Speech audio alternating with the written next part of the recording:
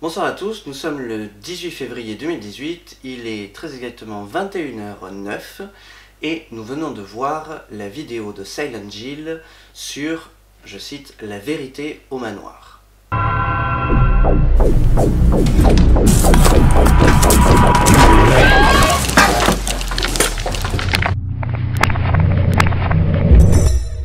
Pour vous remettre dans le contexte, il y a quelques mois de cela, une polémique était apparue sur le web suite à la diffusion d'une vidéo de Silent Jill et du Grand JD sur un manoir hanté.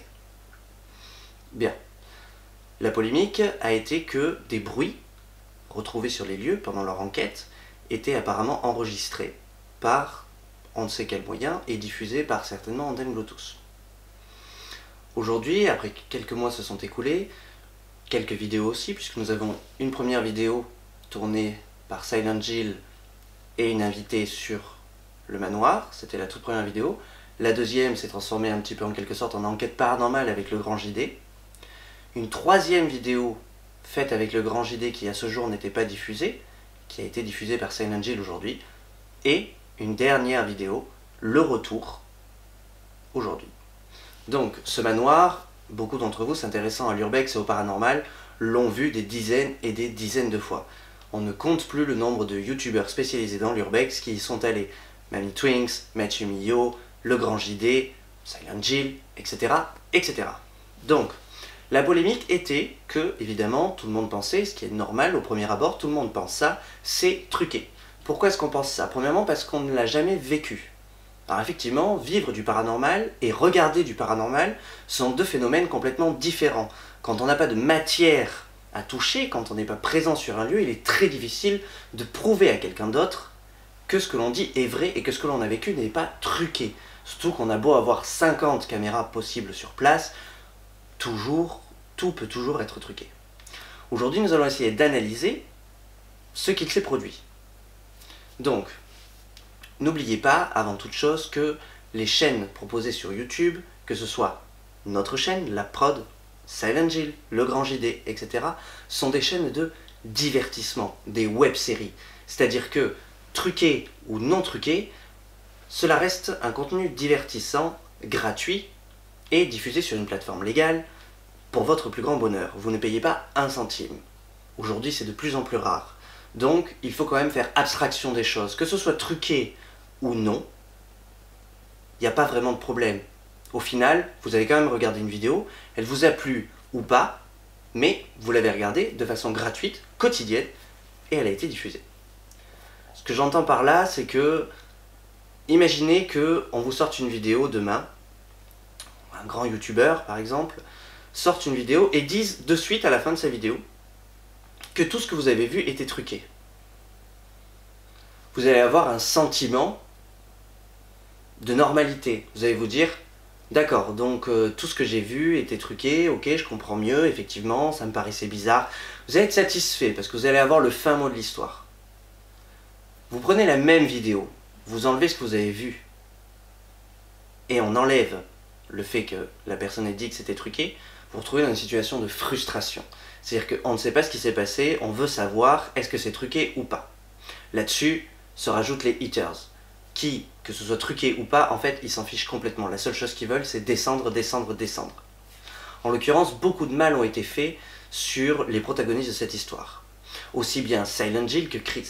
Ils ont vécu un enfer pendant ces quelques mois, alors que ce ne sont que, si je peux dire, des reporters, voire des comédiens, qui usent de leur talent pour vous faire plaisir chaque jour, chaque semaine, chaque mois, de façon gratuite. Et ça, c'est hors de question. Honnêtement, il n'y a rien à gagner.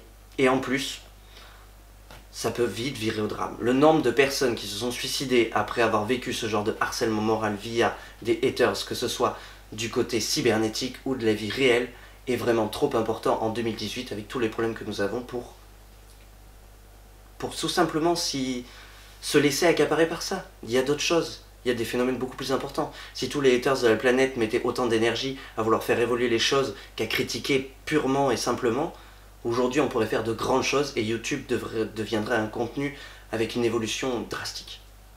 Bien, pour revenir à notre sujet principal, nous avons d'un côté deux protagonistes. Puisque le Grand JD, le troisième protagoniste de base, on va le sortir, c'est quelqu'un de sérieux, Il n'y a aucun problème là-dessus. Et encore, même s'il s'avérait que ça aurait été truqué par lui-même, où est le problème?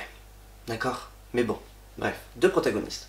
Nous avons Silent Jill, reporter, chroniqueuse, journaliste chez RTL, et Chris, spécialiste vidéaste et monteur vidéo. Donc, suite à toute cette polémique, que je ne vais pas vous rappeler parce que vous la connaissez, Chris a décidé, Silent Jill l'a cité, de quitter l'aventure Silent Jill. Christopher a décidé d'arrêter la collaboration avec Silent Jill. Et de ne plus revenir. Pourquoi? Jusqu'à présent, nous ne le savions pas. Silent Jill nous a avoué dans sa vidéo que toute l'affaire sur les fameux amis Dam et Nico ayant potentiellement truqué le lieu était faux.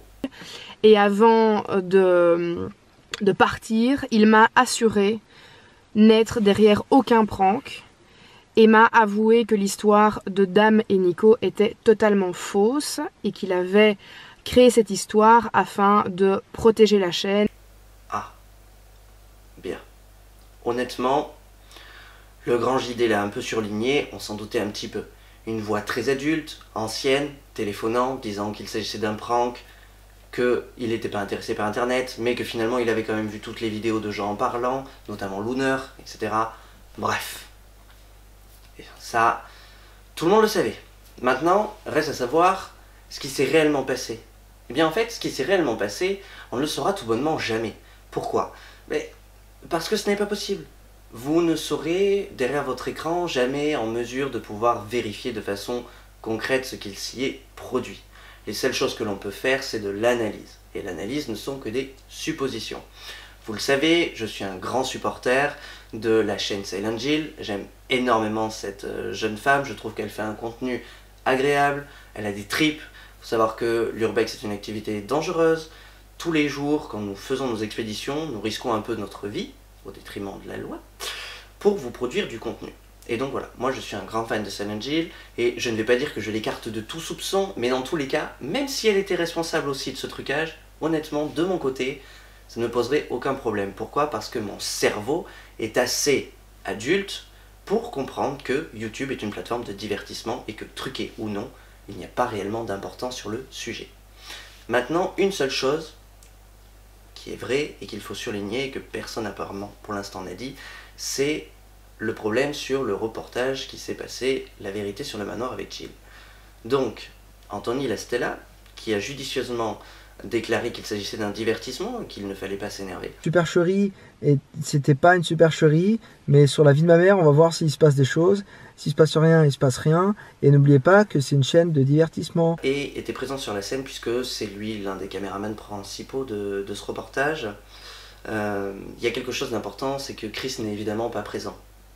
Et bizarrement, cette fois-ci, Jill a un peu effrayé quand même de retourner dans cet endroit, pas forcément que par le lieu, parce que le lieu est effrayant, et en plus elle croit dur comme fer comme nous au paranormal, mais aussi parce que dans son fort intérieur, il est aussi synonyme de beaucoup de critiques et beaucoup de problèmes ces derniers mois. Eh bien, il ne s'est malheureusement rien passé. Donc, même elle, un sentiment léger se laisse entreapercevoir sur sa caméra.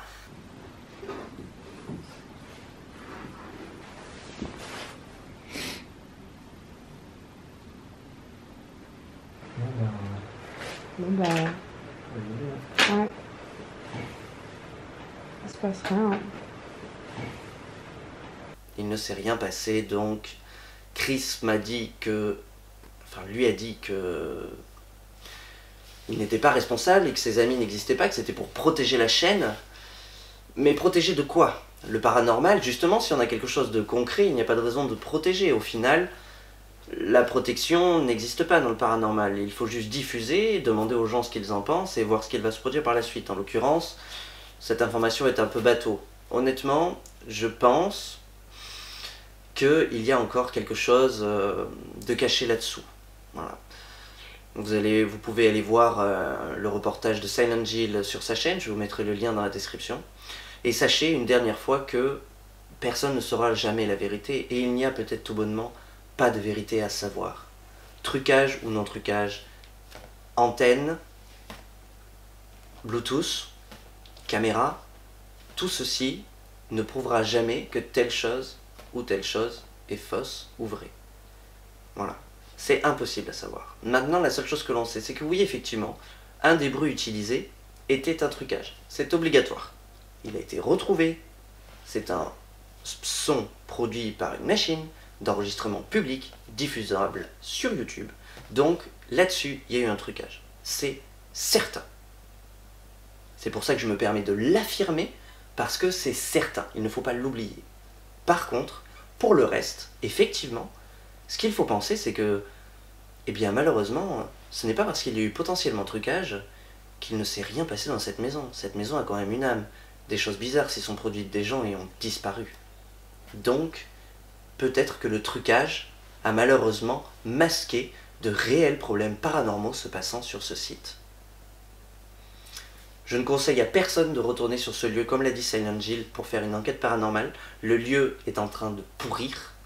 Il est très instable. Mathieu Millot, dans sa vidéo, est passé à travers un plancher. Manny Twinks a effectivement dit qu'à la cave, c'était très dangereux aussi. Donc, ce lieu est terminé. L'urbex de ce lieu est fini. Voilà. N'allez pas gâcher votre vie, voire la terminer pour une enquête. Ça vaut pas le coup. Des centaines de lieux sont disponibles en Belgique et en France. Ça vaut pas le coup de se faire du mal. Mais, voilà. Moi, je vais terminer cette vidéo là-dessus. Sur le fait que, peut-être truqué, peut-être pas truqué. Mais je pense que Silent Jill, contrairement à beaucoup de personnes, a bien fait de sortir ce reportage. Pourquoi? Parce que on voit des phénomènes supplémentaires se produire. On voit du concret, c'est-à-dire qu'on voit que, mine de rien, ils se sont cassés le cul, ils sont retournés sur les lieux, ils ont cherché. Alors, avec Chris, sans Chris, avec Jill, sans Jill, puisque le JD y est allé aussi, et des choses ont été faites, du temps a été occupé, des heures de montage ont été produites, tout ça pour votre plus grand plaisir. Et bien voilà, c'est ici que s'achève l'épisode vérité. Bien, ceci étant dit, nous vous retrouvons bientôt avec l'équipe de LabProd pour de nouveaux podcasts et de nouveaux urbex, toujours plus intenses les uns que les autres. Je vous conseille donc de vous abonner, de cliquer sur la petite cloche pour ne rien rater, et je vous dis à bientôt.